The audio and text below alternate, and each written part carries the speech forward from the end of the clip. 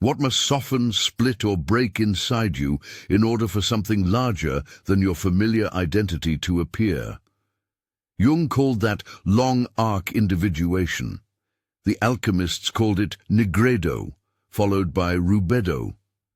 Both traditions point to a paradox, a contraction, an easing of identification, a loosening of habit is necessary before the psyche can reorganize around a more capacious center. This is not annihilation. It is attenuation, the ego ungluing itself from mistaken claims to totality so that the self, an organizing pattern larger than conscious identity, can emerge. Before we go further, if this way of approaching Jung and alchemy resonates with you, subscribe to the channel. I invite you to hold that paradox with me.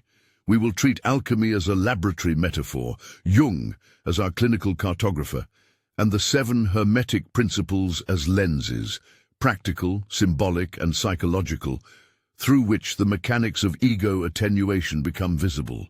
Along the way, you'll find small experiments you can do immediately, mid-range practices to sustain change, and deeper protocols for careful, measured transformation. Safety will be named at every turn. These are practices of curiosity and discipline, not heroics or magical shortcuts. First, a brief safety note. Some practices below, especially those that engage early trauma, deep shadow material, or intense affect, can activate memories, dysregulation, or crisis. If you have a history of severe trauma, active suicidal ideation, bipolar disorder, or are in psychotherapy for destabilizing material, consult a licensed clinician before undertaking deep shadow work. Grounding practices, a trusted therapist, or a crisis plan are responsible supports. I will call out cautions before exercises likely to unanchor you. To move together, we begin with a shared vocabulary. When I say ego, I mean the center of conscious identity, the set of functions and narratives you use to orient, decide, and feel continuous. It is the I that pays taxes, keeps friendships, rehearses a resume, and sometimes insists it knows who you are. The self, capital S, is not another personality, but an archetypal organizing pattern, the implicit goal of psychic maturation, the field that synthesizes conscious and unconscious contents. The shadow is everything disowned or relegated to the margins, impulses, memories, traits the ego rejects, but that nevertheless animate the psyche. Individuation names the ongoing process by which the ego differentiates, integrates shadow materials, and slowly aligns with the self. These definitions will be precise enough to guide practice, but elastic enough to hold the mystery that Jung always insisted on. Hermeticism provides 7 principles, short aphorisms that have guided Western esoteric thought for centuries. Read through Jungian eyes, they become a map of psychological operations. Mentalism tells us psyche matters. Attention sculpts reality. Correspondence shows us patterns recapitulate across inner, relational, and cultural registers. Vibration reminds us tone and effect set the field for change. Polarity invites shadow work by revealing that opposites are points on a continuum that can be transmuted. Rhythm teaches pacing and the ethics of timing. Cause and effect insists that small, repeatable actions change attractor states. Gender, in its alchemical sense, points to conjunctio, the inner marriage of polarities that yields psychic synthesis. We will take each in turn, translate it to contemporary psychology, and provide layered practices. Micro, intermediate, deep. Mentalism, the psyche orders, attention sculpts identity. The hermetic axiom, the all is mind, the universe is mental, is not a metaphysical decree to be taken literally here. Read as a psychological principle. It insists that inner frames, attention, meaning-making, narrative, shape what counts as real for you. Carl Jung observed that the contents of psyche have their own autonomy. When attention invests in a content, it becomes a world. Put bluntly, Where you place attention, your ego grows a residence. What happens when attention shifts? Tiny movements of attention recalibrate identity. Consider an experiment you can try now, a 10-minute ego attention audit. Sit with a small notebook. For 10 minutes, track instances you use I when speaking to yourself. Internal commentary that begins with I am, I should, I can't, I must. Record the phrase and note the feeling that accompanies it. Are these declarations habit, fear, aspiration, shame? The audit's point is not to judge but to illuminate patterns of identification. When you see the same I appear across contexts, work, relationship, body, you begin to recognize ego as a constructed constellation, not an absolute. Micro-practice, daily ego attention audit, 3 times a week for 2 weeks, 5 minutes each. Intermediate practice, a weekly attention ledger where you note dominant self-narratives and map their triggers, people, time of day, topics. Deep practice, a 30-minute reflective session twice a week where you hold a single narrative, I am not good enough, and trace its origin story through memory, affect, and relational imprint, letting images surface without argument. A vignette. Elena, who for years introduced herself by job title, discovered through an attention audit that the I that led every sentence was the worker protector she had forged in early caregiving scarcity. Her ledger showed the pattern. Certain clients, tight deadlines, and nights following criticism triggered a tightening, a voice that swallowed doubt as a survival measure. She did not try to annihilate that voice. She began to notice it before it spoke. On some days the voice receded when she shifted attention to a different scripting, an embodied breath, a phrase of gratitude, a small physical task. That movement, attention away from one identity and toward another, was the first crack in what had felt like a single monolith. The self did not show up immediately. What changed was the space between impulse and reaction. Space is alchemical fuel. Before we go on, if this content has been useful so far, leave a like on the video. It's a simple signal that this level of work is worth continuing. The Jungian reading of mentalism invites us to practice attention as surgical tool. The ego's demands are often automatic. Awareness introduces differentiation. Note, differentiation is not hostility. It is a kind curiosity that separates the observer from the observed. When the observer gets stronger, the observed need not be crushed. It can be integrated. Correspondence, as above, so below. As within, so without. The alchemical saying, as above, so below, is not mystical shorthand here, but an invitation to map pattern across registers. Archetypal patterns, dominance, abandonment, caretaker, rebel, tend to show the same choreography in dreams, relationships, and somatic symptoms. Correspondence is the detective work that notices the same story playing out in different rooms. Translate correspondence into practice by constructing a 3-register map: inner, relational, systemic. Choose a persistent symptom: irritability, procrastination, chronic exhaustion. In column 1, describe inner manifestations, recurring images, bodily sensations, mood footholds. Column 2 traces relational enactments, how the symptom appears with partners, colleagues, friends. Column 3 considers systemic or cultural patterns, family roles, work structures, socio-economic pressures.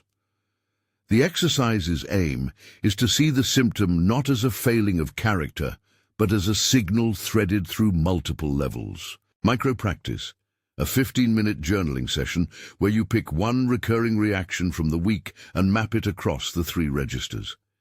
Intermediate practice, a weekly mapping ritual where you compare patterns across several incidents to find the invariant. Deep practice, a month-long thematic mapping in which you keep daily brief notes, then read them at week's end to chart shifts. Vignette. Daniel noticed that his sudden shutdown in meetings mirrored the way he froze with his father as a teenager. The inner register included a cold weight in his chest. Relationally, he retreated to quiet avoidance. Systemically, he saw the family's implicit rule: do not make waves. Through correspondence mapping, he realized his present-day workplace silence was not a rational strategy, but a reenactment of a learned survival mode. Recognizing the pattern allowed him to experiment. A small, staged disclosure in a team meeting where he shared uncertainty rather than absence. The meeting did not erupt. The pattern loosened by degrees. Each small disclosure asked the ego to leave its defensive posture and tolerate vulnerability. That tolerance is the same movement that opens the psyche to self-patterns. At this point, let me ask you something that helps shape our shared experiment.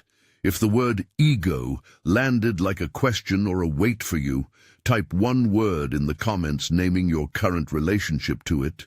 Curious, terrified, skeptical, or otherwise. That word helps us find the common ground of experience and keeps this conversation about inner work from falling into abstraction. We have arrived at a hinge. Mentalism and correspondence together begin the work of loosening.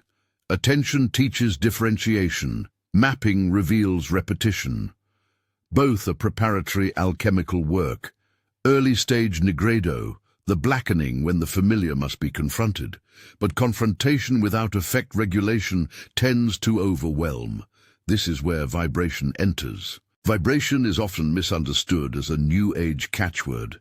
In alchemical Jungian terms, vibration is effective tone, the baseline emotional frequency around which the ego and unconscious contents resonate. It is the hum of the nervous system, the default register of feeling that determines how penetrable you are to new patterns. If your baseline is constricted, chronic anxiety, numbing, rage, then new inputs, insights, practices will belong to an oppositional frequency and will often be rejected by the system. Shifts in vibration are therefore not metaphysical miracles, but practical changes in regulation and resonance that open a hospitable field for the self's emerging pattern. Contemporary psychology offers useful analogies: vagal tone, affect labeling, and neuroplasticity. These are not proofs that the self exists. They are models that show how repeated changes in arousal and attention can create new habit circuits. Labeling these as metaphors keeps us honest. When I say raise your vibration, I mean adjust baseline effect in ways that increase openness, through breath, vocal tone, movement, and ritualized attention. Micro-practices for vibration are intentionally simple because they must be repeatable. Start with humming. Sit upright, close your mouth, and hum for 60 seconds at a comfortable pitch. Notice bodily sensations. Vibration behind the sternum, a softening in the throat. Humming stimulates vagal pathways and creates a shared sensory field that can dampen fight-flight arousal. Repeat 3 times when you notice constriction. An intermediate practice is a daily morning 3-minute tone check, a short sequence of breath, hum, and a phrase of gratitude pronounced aloud. This sequence becomes an anchor that gradually shifts baseline affect over weeks.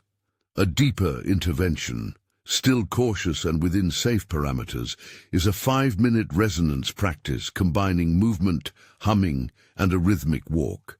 If you have cardiovascular issues, vertigo, or a history of dissociation, consult with a clinician before adding movement practices that change arousal quickly. Vignette: Marcus lived with a year-long low-grade resentment that showed up as tight shoulders and a snappy tone in family conversations.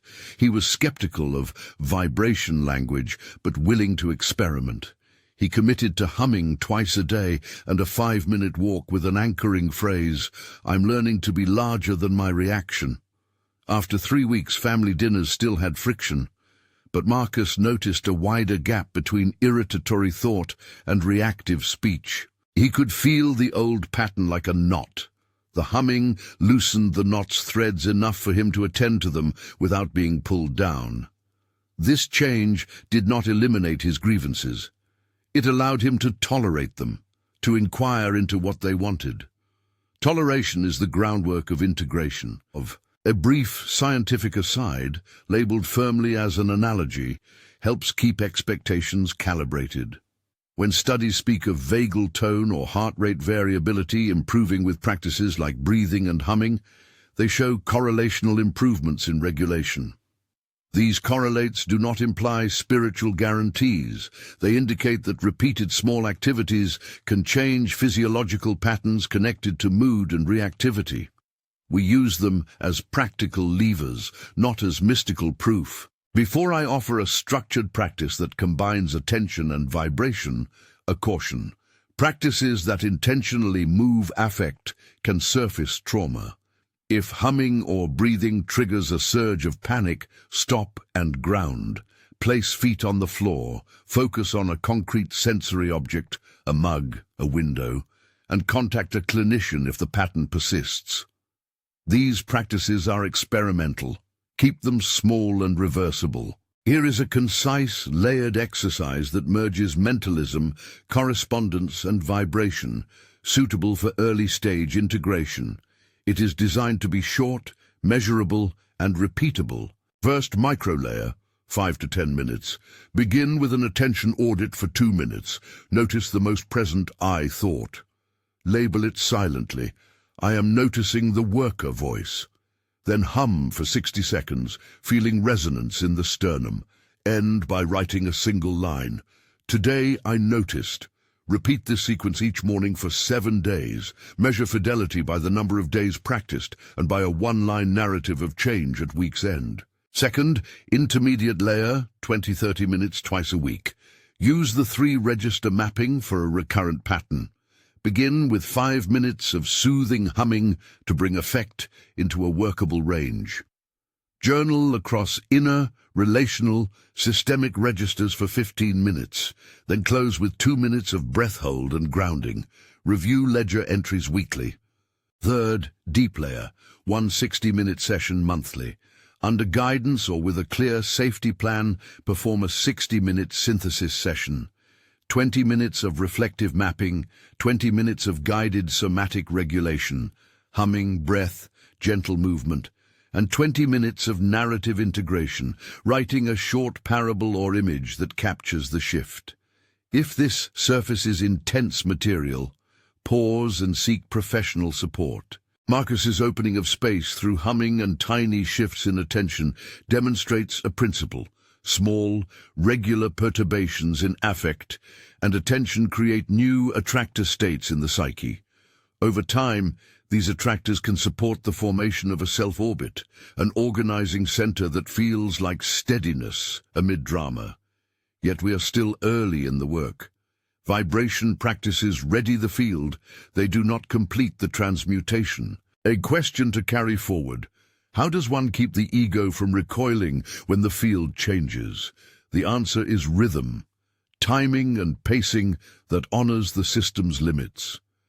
Before we get to rhythm and the deeper work of polarity and shadow, where more intense disidentification and integration occur, notice this.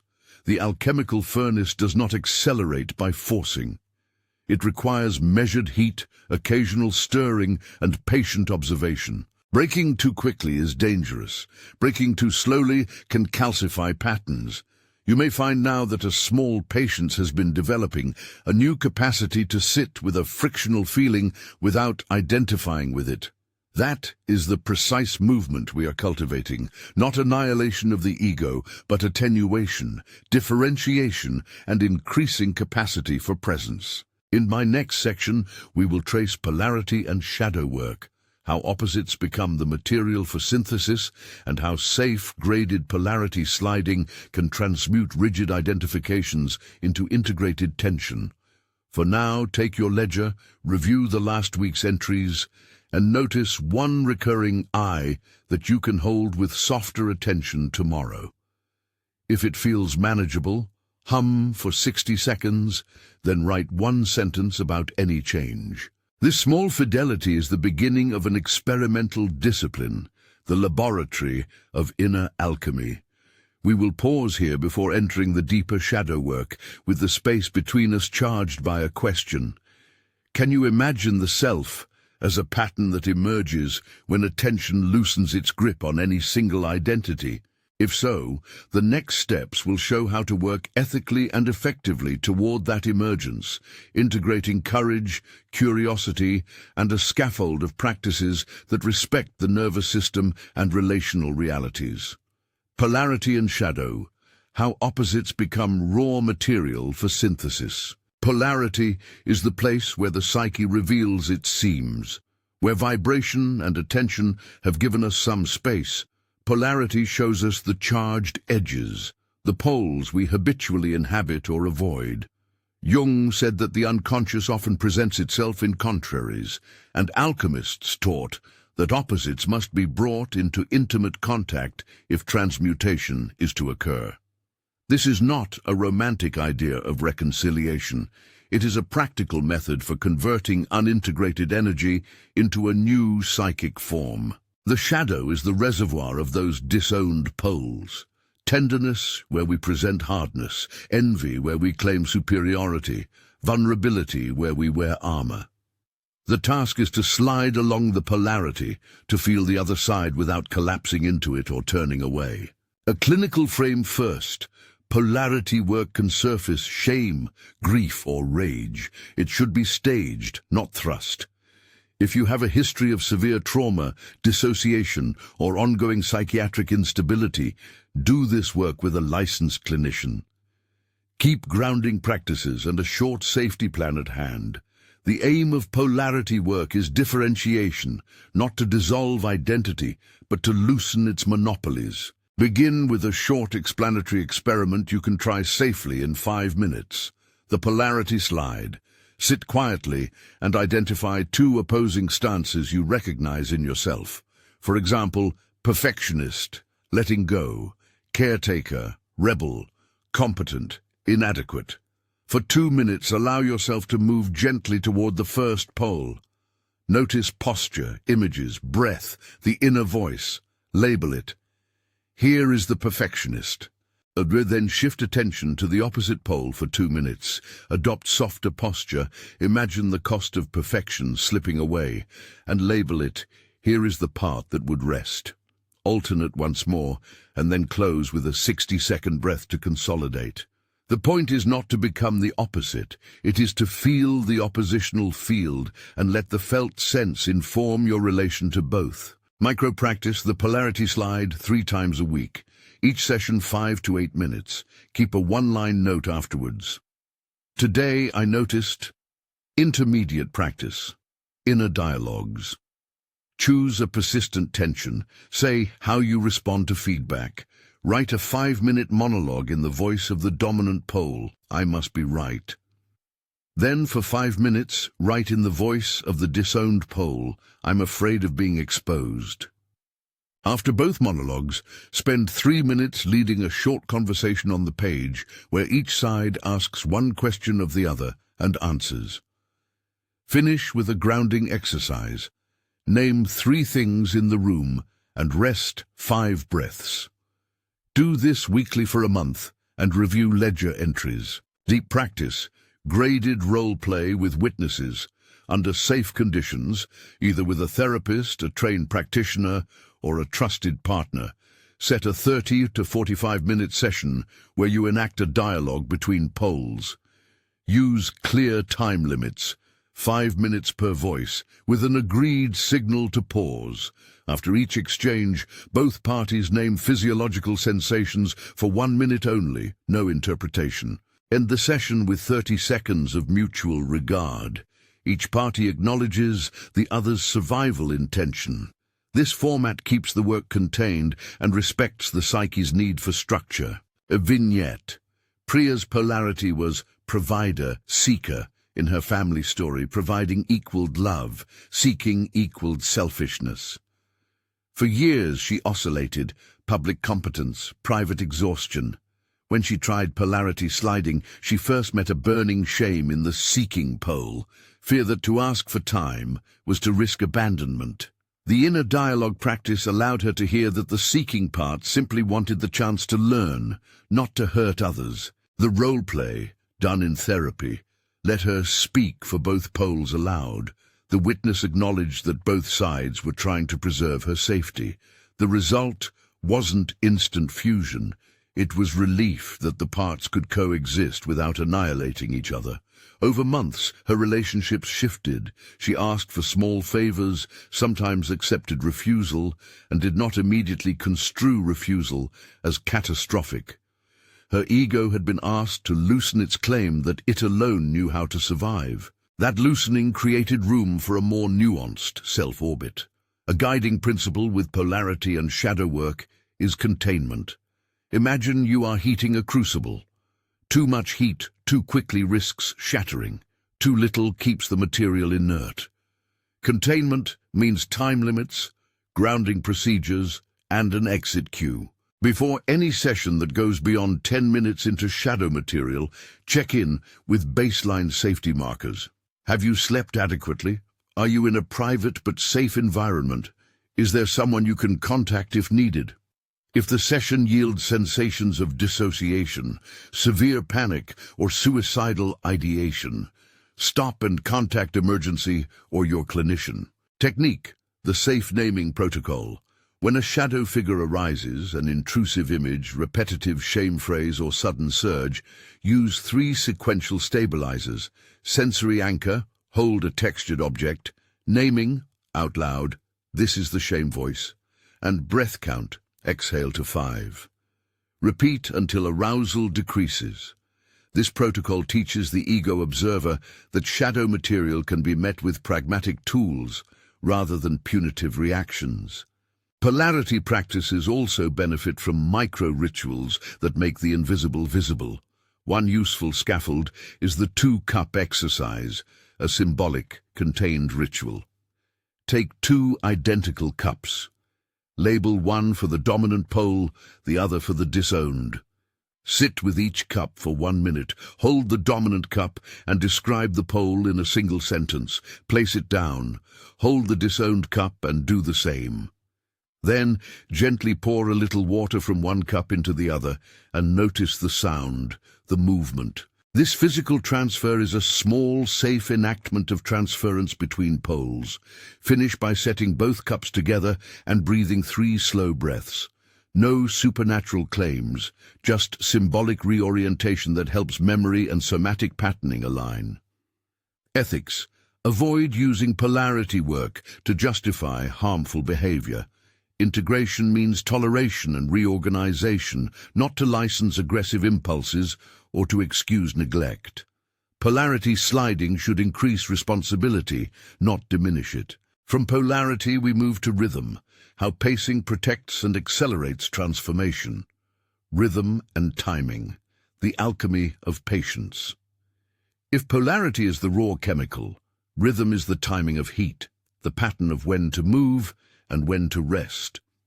Rhythm respects the nervous system's cycles, sleep, hormonal cycles, work-rest, relational ebb and flow, and uses them to pace transformation.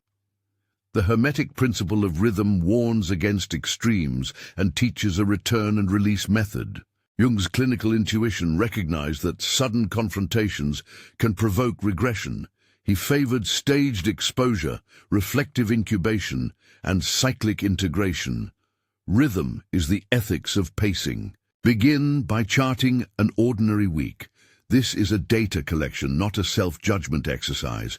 On a single sheet, divide the day into hour blocks. For 7 days, make a simple mark where energy is high, H, moderate, M, low, L, or reactive, R. Reactive indicates times when you notice strong affect spikes, irritability, tearfulness, anxiety. After the week, look for patterns. Do reactive times cluster around meetings, meals, sleep onset? Is there a rhythm related to caffeine, sugar, or late-night screen time? This mapping helps you design interventions that align with existing patterns rather than fight them. Micro-practice, the 24-hour rhythm check. Once a week, note 3 windows of predictable energy. Label them create, respond, restore. Use the create window for focused inner work exercises when your baseline supports it, e.g., late morning for many people. Use Respond for relational or administrative tasks. Use Restore for deliberate rest, a 20-minute nap, a walk, or a warm drink without screens. Intermediate practice, weekly rhythm planning. At the start of each week, schedule one deep session, 60-90 minutes, two medium sessions, 20-30 minutes, and daily micro-practices, 5 to 10 minutes. Place deep sessions after restorative periods. Avoid scheduling deep shadow work on days already heavy with deadlines or conflict. Use a rhythm chart to track fidelity. Deep practice, seasonal or monthly pacing. Structure 3 months into cycles. Month 1, focus on attention and vibration, mentalism, vibration. Month 2, engage polarity and correspondences, mapping and inner dialogues. Month 3, bring in integration tasks, relationship experiments, public disclosures, and synthesis sessions. This 90-day arc aligns with circadian and psychological rhythms and reduces the risk of overexposure. Vignette. Layla built her week around late-night writing, which doubled as her deep work window. Her attempts to do shadow work at midnight ran into trouble. Fatigue, less cognitive control, and earlier childhood fears surfacing with disproportionate intensity. When she shifted deep sessions to mid-morning and used the evening for gentle humming and journaling, she found the work more digestible. The rhythm change didn't accelerate insight overnight, but it prevented burnout and produced steadier progress. Her ego could tolerate the work because the pacing minimized overwhelm. Rhythms also require what we might call compensatory design. If a week includes a heavy interaction, performance review, family gathering, schedule a compensatory restore window afterward. This is not coddling, it's pragmatic. Systems respond to variation. If you want to introduce change, you must provide recovery space. One practical tool, the compensatory calendar. Mark peak stress days ahead of time and assign a compensatory ritual within 24-48 hours, an extended walk, a social check-in, a restorative hobby. Track how often you honor compensatory rituals. This simple ledger correlates with sustained practice adherence, cause and effect, experimental methods, and the power of small causes. Hermetic cause and effect, read psychologically, is a lesson in experimental design. Tiny, repeatable actions create new attractor states. Jungian individuation is less about grand gestures and more about constrained, consistent experiments that shift the habitual economy of the psyche. The error many make is to confuse intensity with efficacy. A dramatic retreat may be profound, but without follow-up, the system often reverts. Small causes, applied reliably, rewire the ecology. Adopt an experimental attitude. Formulate a hypothesis. Choose a measurable intervention. Implement for a set period, and review. This keeps work empirical and reduces magical thinking. If you've already observed this dynamic in yourself, write in the comments. Consistency beats intensity. Micro-experiment, the 1-week micro-shift. Choose one behavioral lever, a morning hum, a 5-minute journaling prompt, a weekly disclosure, and test it for 7 days. Measure by simple metrics. Days practiced, 0 to 7. Subjective rating of reactivity, 1 to 10. And one-line narrative at week's end. Record results in an intention ledger. Intermediate experiment. The 2-variable test. Pick a target behavior and 2 small interventions. For 3 weeks, alternate interventions across days or weeks, keeping one constant control. For example, to reduce meeting anxiety, test intervention A, pre-meeting humming, versus intervention B, 3-minute pre-meeting micro-journaling. Track subjective anxiety on a 1-10 scale and note performance markers. At the end of 3 weeks, compare patterns. Deep experiment, the 90-day attractor project. Choose an archetypal shift, greater tolerance for vulnerability, reduced reactivity, increased creative output. Design a compounded protocol that includes daily micro-practices, weekly intermediate sessions, and monthly synthesis. Define measurable markers. number of days practiced, frequency of targeted behavior, e.g. disclosures made, qualitative narrative snapshots each week. Hold a structured weekly review and a monthly integration session where you read previous entries and write a one-page synthesis. Vignette. Omar's experiment targeted his pattern of withdrawing from conflict. He hypothesized that a pre-conversation microshift, 2 minutes of humming plus a one-sentence intention, would reduce his default shutting down. For 4 weeks, he applied the pre-conversation practice before any scheduled tough conversations. He measured his conversational persistence, how long he stayed engaged before withdrawing, and his subjective fear rating. His fidelity was high. He completed 21 of 28 scheduled interventions. By week 3, he extended his conversational endurance by small increments, from responding for 45 seconds before silence to sustaining dialogue for several minutes. Each small success updated his internal model. He was not collapsing because conflict was inherently destructive. He had alternative strategies. The experiment reframed the ego's narrative and left more room for self-oriented curiosity. An important methodological note: keep your experiments reversible. Avoid interventions that could cause unrecoverable harm, abrupt life changes, unmediated disclosures in risky relationships, or behaviors that jeopardize employment or housing. Experiments should be designed so that no single session alters external realities catastrophically. Treat inner lab work as cumulative, not decisive. Gender and conjunctio, the inner marriage. The seventh Hermetic principle, often translated as gender, and the alchemical conjunctio converge on a psychological dynamic. The need for polarity to reconcile in a way that births new psychic structures. Jung's anima and animus concepts describe the contrasexual figures that mediate a person's relation to the unconscious. But read functionally, gender in this context is about complementary dynamics, active and receptive, projective and receptive imaginal faculties that must be harmonized in order for the self to ground. Conjunctio is not a single event, but a process, the careful meeting of differentiated poles so that their tension becomes generative rather than destructive. This inner marriage is less about stereotypes and more about functional integration. Can your decisive side sit with your receptive side without either dominating? Can imagination and will enter into a negotiated co-creativity? Begin with a simple practice, the paired stance sequence. Sit and imagine 2 chairs facing each other. Invite one chair to hold a quality you associate with activity, decisiveness, planning, critique. Invite the other to hold a receptive quality, openness, patience, imagination.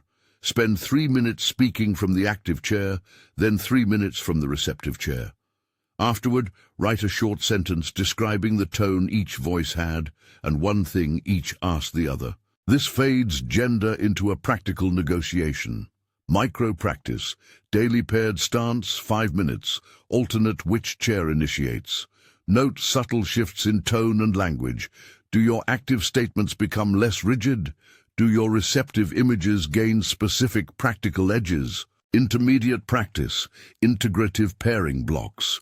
Design a 30-minute session with structured pairing, 10 minutes of active strategy, planning a project, setting goals, 10 minutes of receptive imaginal work, guided creative visualization, open questions to the unconscious, and 10 minutes of synthesis, where you write a plan that honors both modes.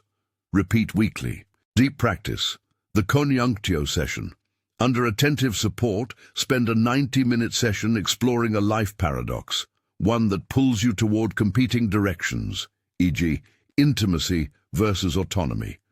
Use movement, drawing, and dialoguing techniques to let both poles enact their needs.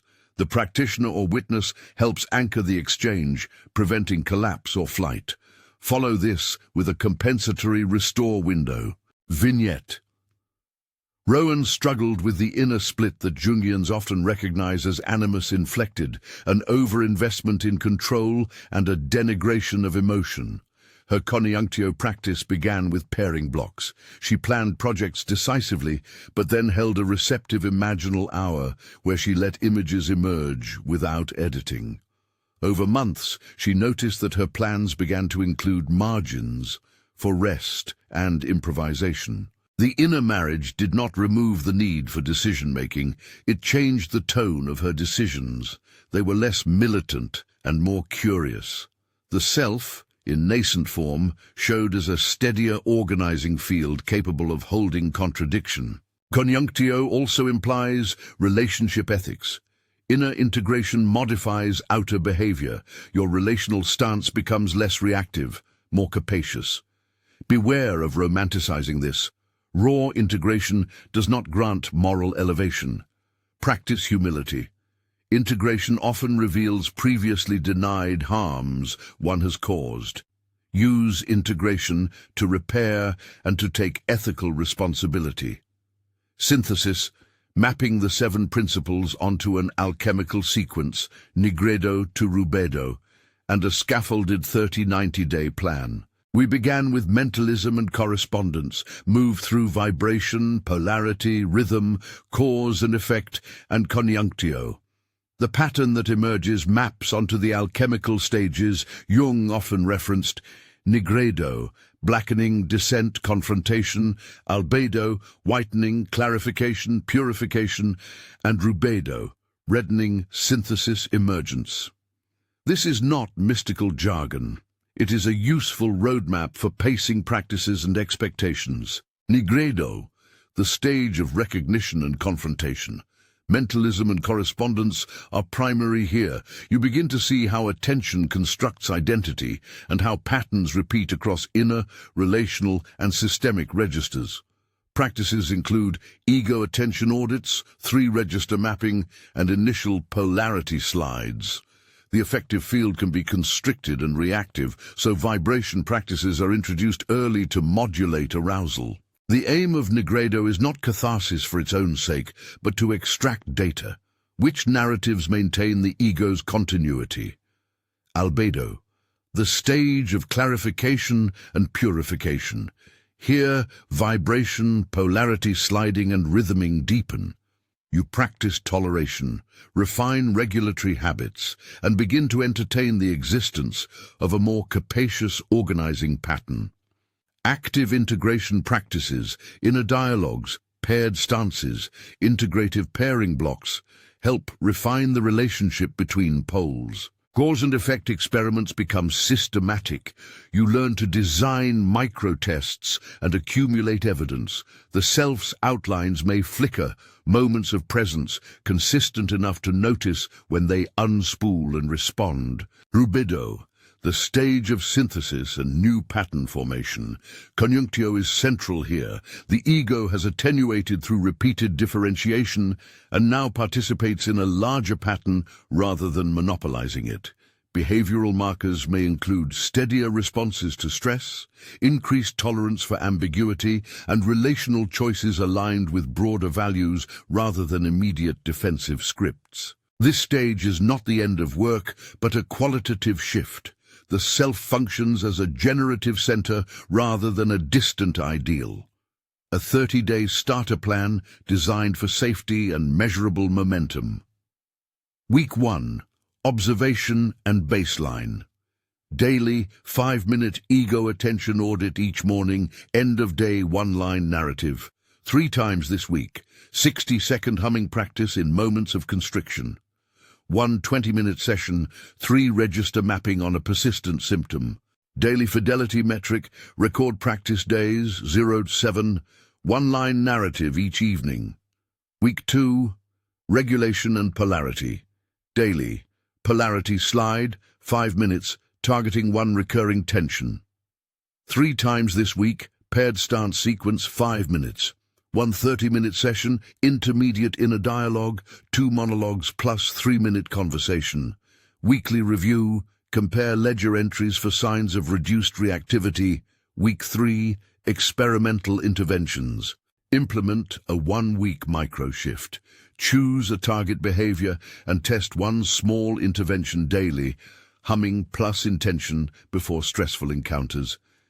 Daily, micro-practices and evening one-line narratives. One 60-minute synthesis session. Combine mapping, humming, and narrative integration. Week 4. Integration and review. Continue daily micro-practices. Perform a structured weekly review. Fidelity, days practiced. Subjective reactivity ratings. One narrative snapshot describing any change. Create a 30-day summary. One paragraph that synthesizes the month's findings and sets a next-step hypothesis for the following 60 days. Measurement suggestions for 30 days. Days practiced out of 30.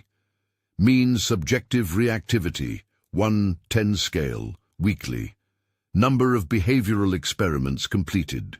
One-line narrative at week's end, describing perceived change. A 90-day deep experiment template, scaffolded for cumulative effect. Phase 1, days 1 to 30. Foundation and data. Establish daily micro-practices. Attention audit, humming. Conduct foundational mappings. 3 register map, polarity logs.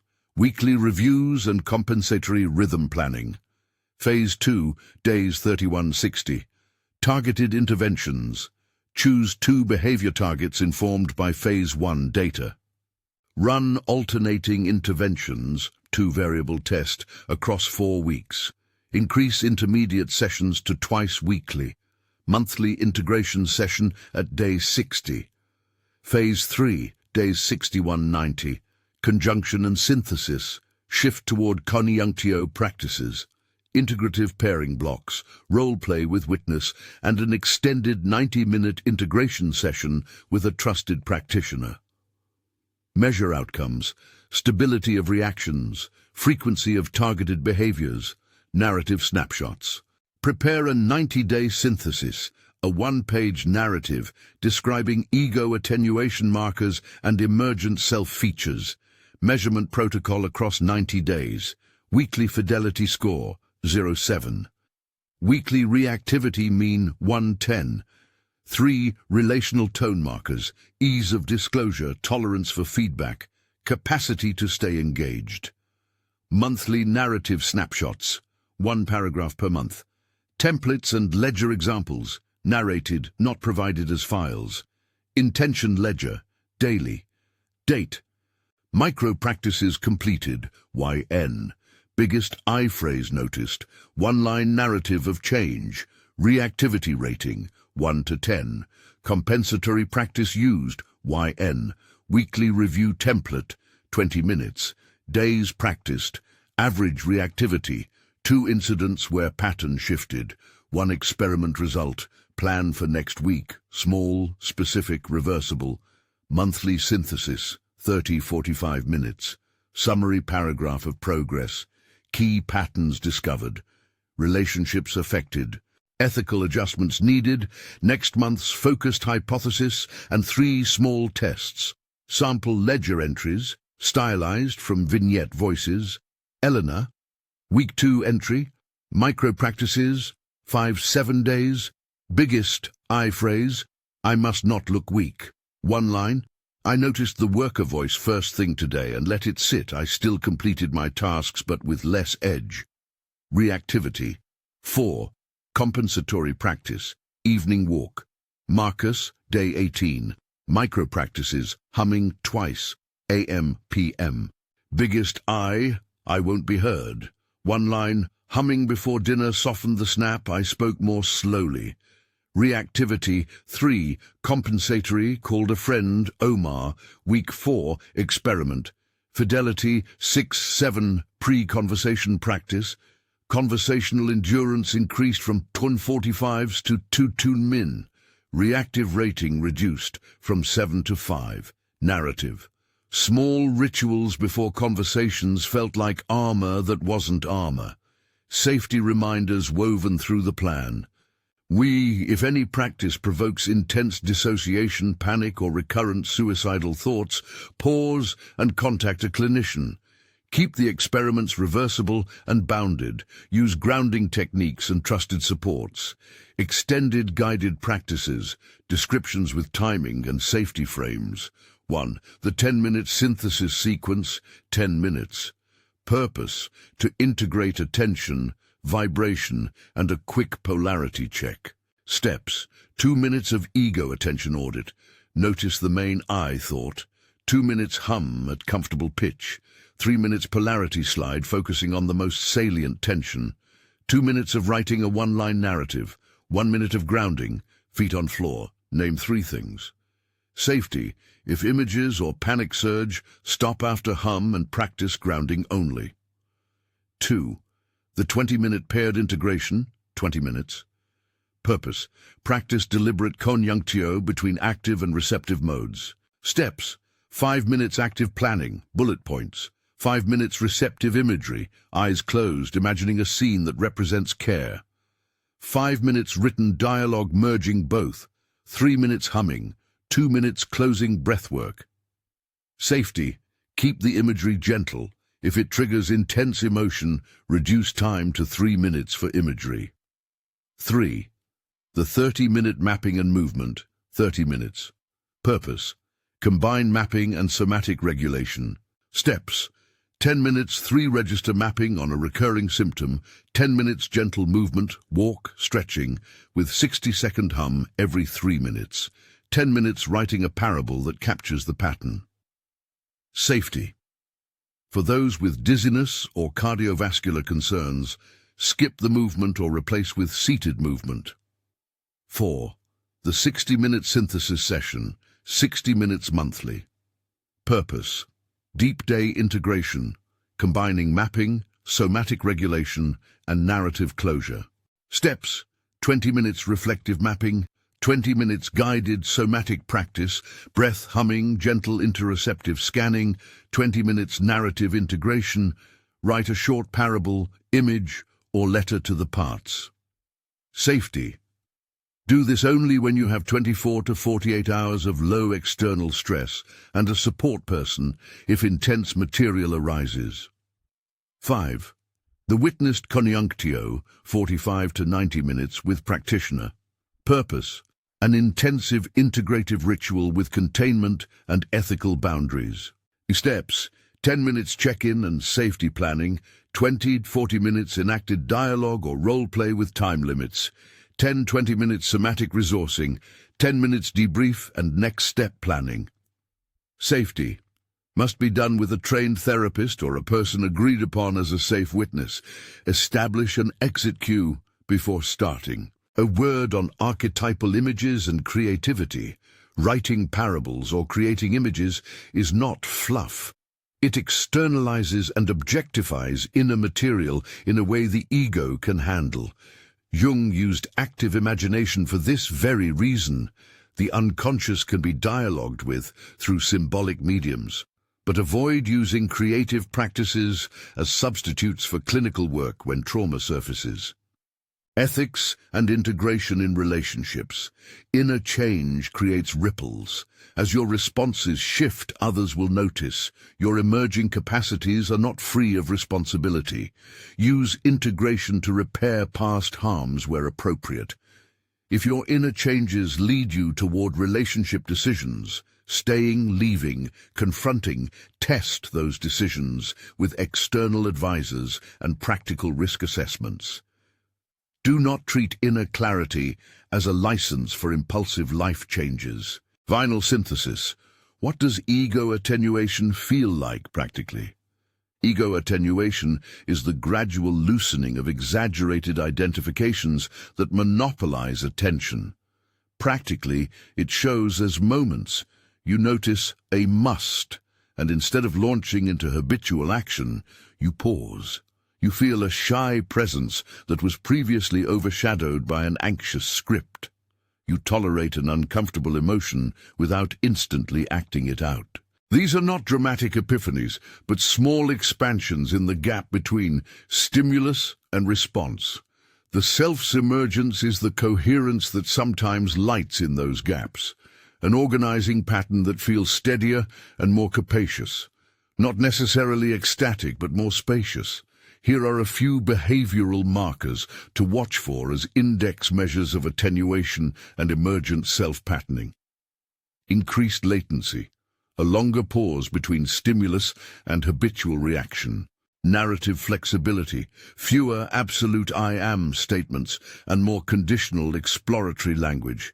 Relational curiosity, a higher rate of asking clarifying questions rather than assuming. Tolerance for ambiguity, lower need to resolve uncertainty quickly. Recurrently chosen experiments, consistent small practice habits rather than sporadic grand efforts. A closing practical invitation, a micro-practice for tomorrow. Try the 10-minute synthesis sequence tomorrow morning. It is short, measurable and safe for most people. Record fidelity. Did you do it? YN. And write one-line narrative at day's end. One sentence about change. If doing the practice brings up unsettling material, stop and use grounding, feet on the floor. Name 5 things you see, 5 things you hear, and 1 reliable person you can contact. Ethical caveat and safety one last time. These practices are laboratory tools, not panaceas. If you have a history of severe trauma, psychosis, or marked instability, consult with a licensed clinician before engaging in deeper sessions. If any practice escalates into panic, dissociation, or suicidal ideation, pause immediately and seek professional support. As we close, consider this. What part of your I has been most active in keeping you safe? And what would it look like to thank that part while slowly asking it to make room? Imagine a small, respectful negotiation. No annihilation, only a reordering where the ego becomes an interlocutor rather than an absolute sovereign. So try the 10-minute synthesis sequence tomorrow. Small fidelity, repeated. That is the laboratory of Jung's alchemy, where the ego softens and the self, in the patient glow of practice, finds the space to arise. And if you stayed until the end, let me know in the comments by writing, "Ego attenuation creates space." Right now, I'm leaving another video on your screen that builds directly on what we explored today. Thank you for being here, my friend, and I'll see you in the next video.